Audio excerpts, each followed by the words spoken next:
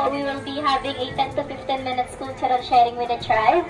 Then I will be your interpreter because they have their own dialect. But they can understand Tagalog when they can speak Tagalog.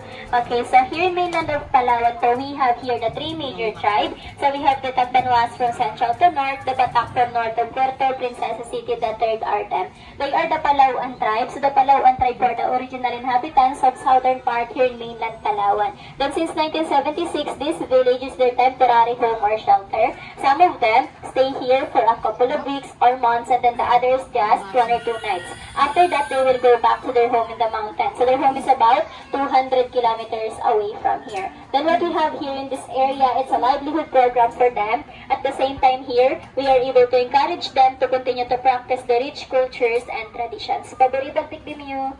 He will give you something to hold it and pass it to your seatmate or pass at the back after you see it.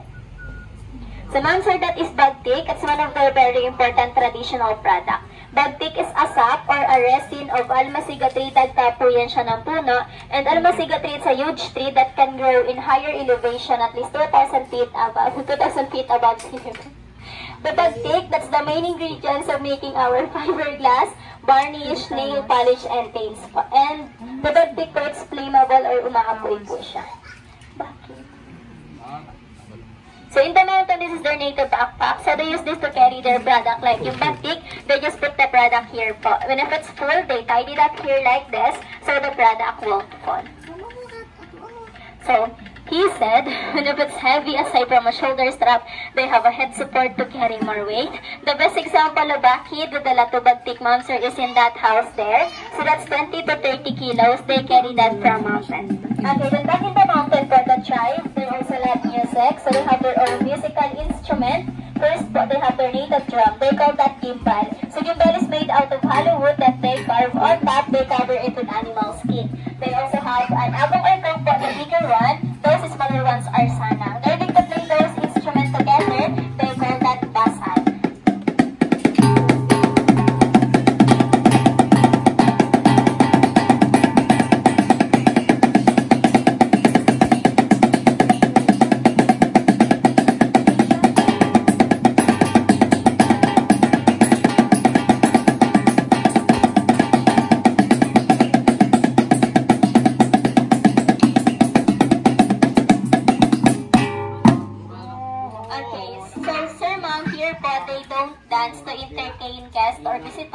Because tribal dances are all rituals, which means sacred. So they just dance lang when they have ritual events like weddings, good harvestings, and prayers.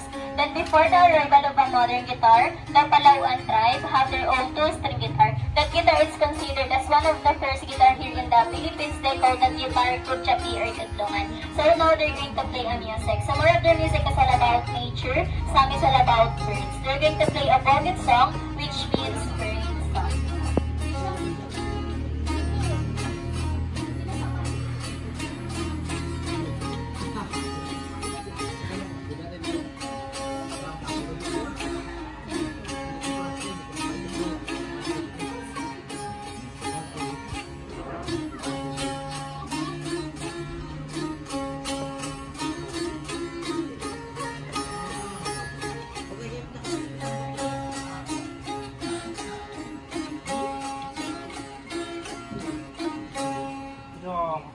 Okay, then they also have an aruding. So ma'am sir, this is the example of aruding. So aruding is made out a piece of a palm tree, then they put beeswax. This is the beeswax po, the black one. So they put beeswax to adjust the sounds po. So they play this one using the vibration of their mouth.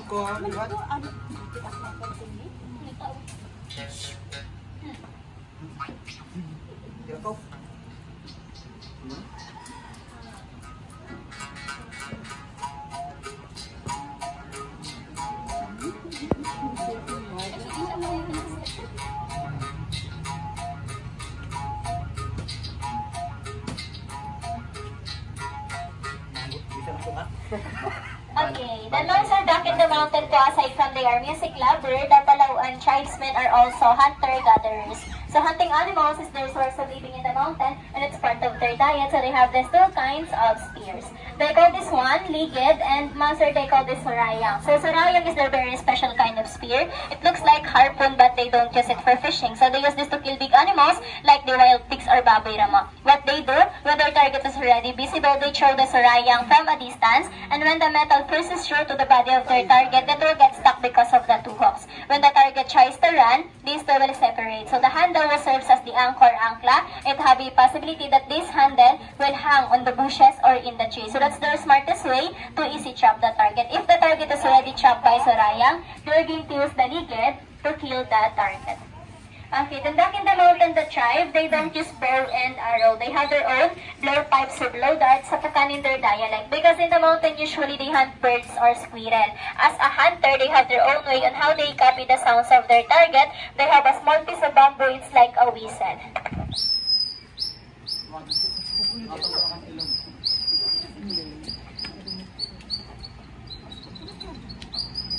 When their target is already visible, they just need to ready their sapukan. Now look at the drawing pig at that carton.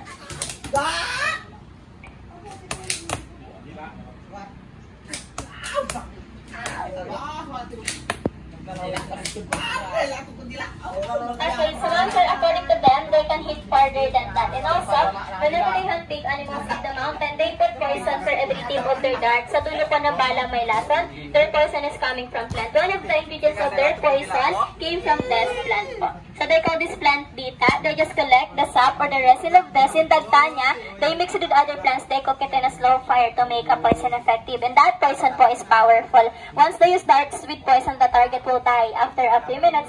But they can safely eat the meat. They just wash it with running water and they cook it. If they accidentally hit human, it's either you or them. Just say goodbye. There is no antidote to the poison that they made until now. Okay, so in here po, they don't need to shoot animals anymore. We have our donation box here po. That donation box at the end of the day or mamaya, we will going to open that po. And then they have a good share on that. So they use that good share to buy the needs in ones in the market. Okay, so now, he is going to share to you on how they make fire in the mountain. That process is called santikan, which means a strike or friction. And monster, the materials that they use is a piece of metal. They have a flint stone, then native cotton. The purpose of the metal and then the stone is to make a spark, and then the purpose of the native cotton is to catch the spark. So when the smoke is already visible, he just need to transfer it in the dry grass, then blow it to make bigger fire. In the mountain, usually, even though the kids of the tribe, they know how to make fire, how to hunt animals, it's part of their training for their survival in the mountain. So in the mountain, they don't need matches or lighters, or even though they don't have that, they can still make fire.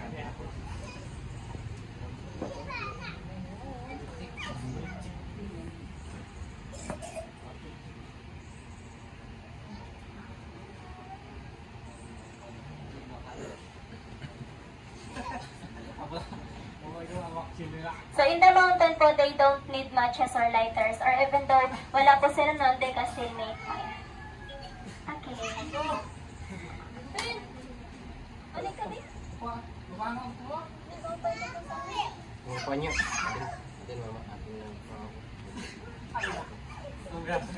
Dalawa kayo ni Lambert.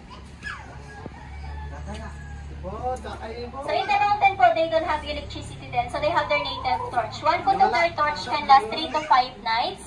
It's a sap or a resin of a 3-day that's rapidly keeps up. So later po, they will let you smell the smoke of their native torch because they believe po that the smoke of that can drive away the bad spirits, bad lucks. It can cure illnesses like headache, stomach ache. It can be used for aromatherapy, then insect repellent po.